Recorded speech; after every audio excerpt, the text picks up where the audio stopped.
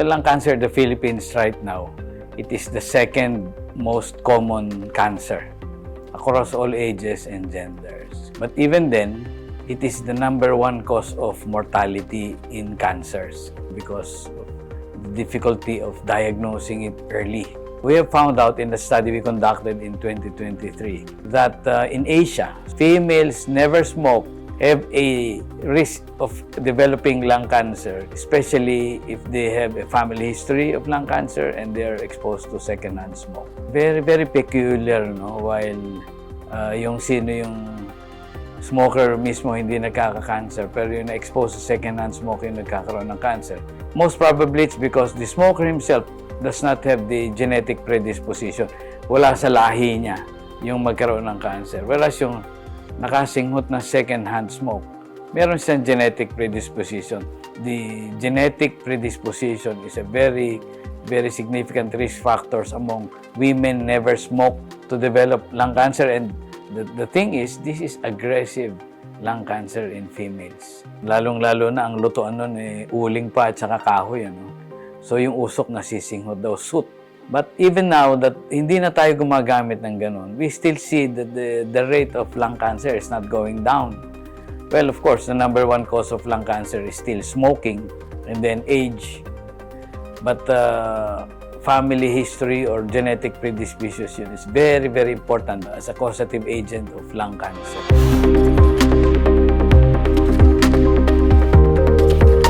The challenge in diagnosing lung cancer is unlike breast. The breast you can palpate, you can do self-breast examination. Sa lungs, you cannot palpate the lungs. And the standard screening method for lung cancer detection is low-dose CT scan. It is the same CT scan that you have in the hospitals, but mababa lang ang radiation nito, kaya hindi nakakatakot. Now, if you want to wait for the symptoms, when you have symptoms, nahirapan ka na huminga, may dugo na sa plema o nangangayayat ka na, it's a late symptom. So, that's the problem here in the Philippines. Most of our patients are late in being diagnosed, so the treatment, while being expensive, it's not accompanied with a very good result. So, early lung cancer detection with the use of low-dose CT scan is what we would advise very strongly for those who are at risk. It's very fortunate that the government is working towards including low-dose CT scan as a reimbursable or supported by PhilHealth. Very important. Stage 1 lung cancer has no symptoms, so we go for screening. Males 50 to 75 years old, history of smoking, family history. In females, any age, as long as they have a family history, they should go for low-dose CT scan as a screening test. Because in females, we see them at younger ages. No, unfortunately, the lung cancer that we see in females who never smoke are those in a younger age group. Why is it important that ma-diagnose sila ng maaga? Kasi pag maaga na-diagnose yung lung cancer, maliit lang yan o confined to a certain area of the lung, all you need is to do surgery. And then, the survival will be long. Versus if you have a big tumor with many lymph nodes, matatanggal din yan, mas mahirap. Kailangan pa ng ibang treatment like chemotherapy or immune therapy. But the survival is not as long. So, mas magastos ng gamutin yung late stage cancer, mas maikli pa ang buhay. Whereas, early lung cancer, mas murang gamutin.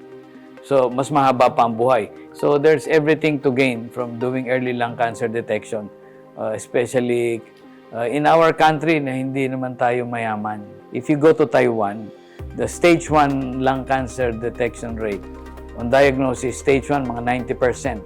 And dito sa Pilipinas, yung nadedetect na stage 1 is single digit, less than 10%. So, most of the lung cancers being diagnosed here are diagnosed at a later stage. Treatable, but the survival benefits are not as good.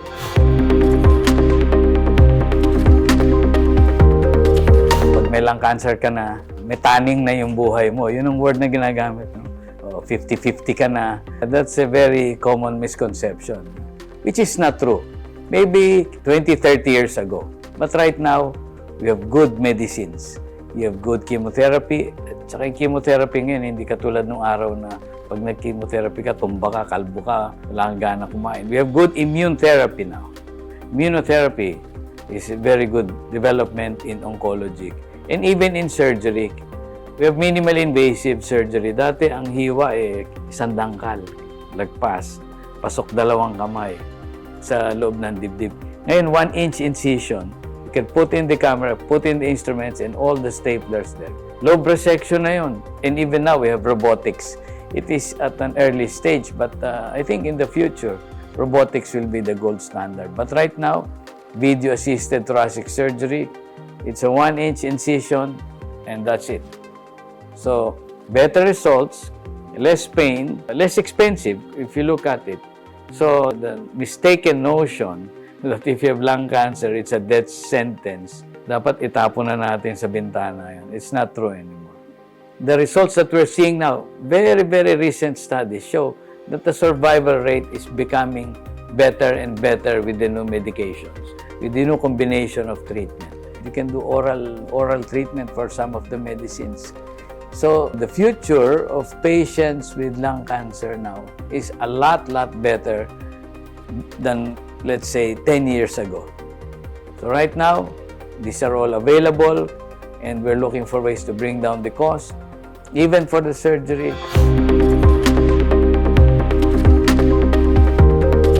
For cancer management, including lung cancer, multidisciplinary team approach is what we should be doing now. Unlike before, pupunta ka sa isang doktor, pulmonologist, after 1 week, punta ka sa oncologist, after 1 week, punta ka sa surgeon, after 1 week, punta ka sa cardiologist, mga 3 to 4 weeks bago magawa ng decision kung anong treatment na gagawin sa'yo. We have learned from the pandemic na pwede palang mag-meeting online. In one sitting, the patient and the attending physician can be present virtually together with the surgeon, pulmonologist, radiologist.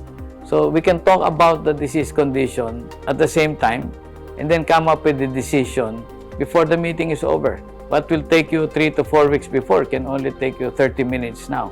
So the earlier the decision is made on how to manage the patient, the earlier the treatment is started. Very important because the belief is every 2-week delay has an effect on survival. As far as non-surgical treatment is concerned, this is handled by the oncologists, either the medical oncologist or the radiologic oncologist. The medical oncologists have now within available very good medications and combination medications, immunotherapy. I'm sure you've heard about immunotherapy and chemotherapy.